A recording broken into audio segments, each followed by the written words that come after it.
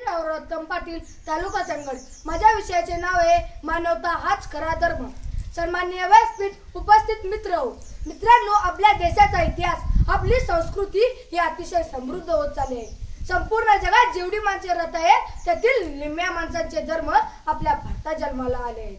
मित्रांनो, जगातले सगळेच धर्म हे माणसाला कसे जगावे शिकवतात, पण दुर्दैवाने सर्वांनी आपापले धर्म लक्षात ठेवले, पण धर्माने शिकवलेली माणुसकी मात्र विसरून गेले। मित्रांनो, सगळे धर्म हे चांगले असतात। कुठला धर्म दुसऱ्या धर्माविषयी चुकीचा विचार सांगत नाही, पण तरीही दोन धर्मांमध्ये भांडणे होत असतात। मित्रांनो, मला असं वाटतं की असा एक धर्म निर्माण झाला पाहिजे की जिथे माणसं भांडणे करणार नाहीत, युद्ध करणार नाहीत। असा एकच धर्म, तो म्हणजे मानवता धर्म, तो म्हणजे मानवता धर्म। मित्रांनो, गाडगे बाबांनी भुकेलेल्यांना अन्न दिलं, तहानलेल्यांना पाणी पाजलं, रोग्यांची सेवा केली, अशी कितीतरी महान मंडळी, बाबा आमटे, सिंधुताई सपकाळ, ही सारी माणसे आपल्याला माणुसकी धर्म शिकवतात। मित्रांनो, आपण मानव प्राणी सर्व प्राण्यांमध्ये हुशार आहोत। आपली जबाबदारी देखील तेवढीच मोठी आहे।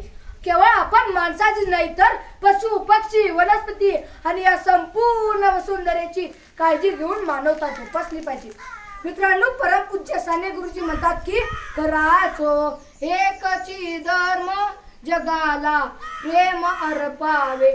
मित्रांनो, आपण जगाला प्रेम अर्पावे।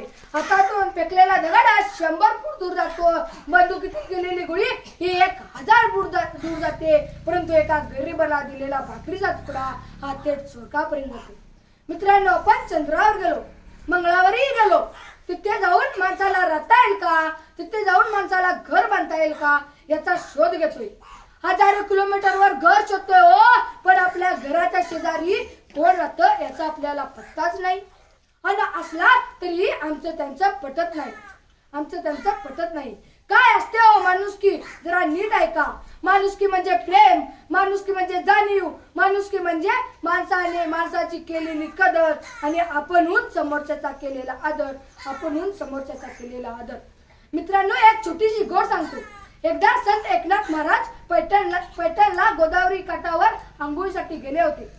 नदीवर पोहोचताच त्यांना एक विंचू पाण्यात वाहून जाताना स्वतःचा जीव वाचवताना त्यांना दिसला।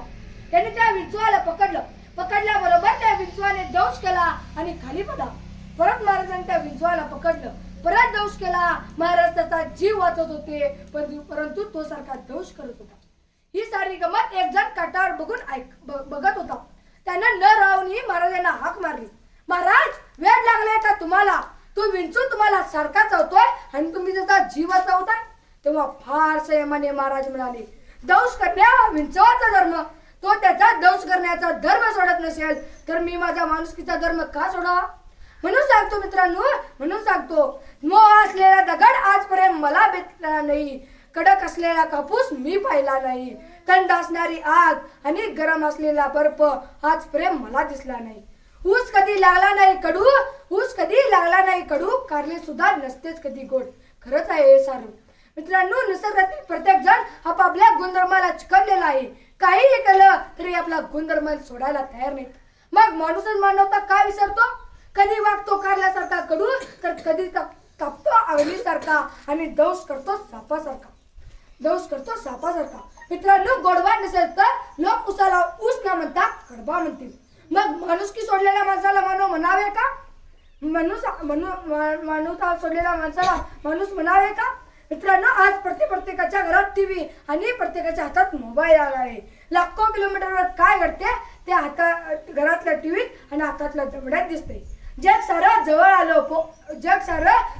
हो, पण माणसं दूर गेली। एका घरात राहून सारी कुणी कुणाशी बोलेना, व्हॉट्सअप फेसबुक शिवाय कुणालाच करमेना। शेवटी जाताना माणसाने माणसासारखे वागावे आणि मानवता धर्म जपावा एवढीच अपेक्षा ठेवतो आणि थांबतो। जय हिंद, जय महाराष्ट्र।